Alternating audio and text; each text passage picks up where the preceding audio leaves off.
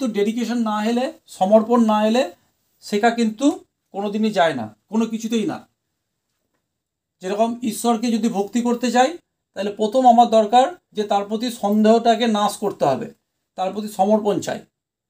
আমরা যদি সমর্পণ না করতে পারি নিজেকে, আমরা যদি আধ্যাত্মিক নিজেদের স্পিরিচুয়ালিটি সমর্পণ না করতে পারি, নিজেদের মনকে, আত্মাকে সম্পূর্ণরূপে তাকে যদি বিশ্বাস না করতে পারি, আমাদের কিন্তু ঈশ্বর লাভ কোনোদিনই সম্ভব নয়। তাতে আমি যত যাই করি, যতই পূজা অর্চনা করি, যতই মন্দিরে যাই, যতই ভোগ চড়াই, যতই আমি টাকা পয়সা খরচা করি, যতই মন্দির বানাই, যা খুশি করি, আমার কিন্তু স্পিরিচুয়ালিটি সেই জায়গায় কোনোদিন আসবে না যতক্ষণ না নিজেকে সমর্পণ করতে পারছি।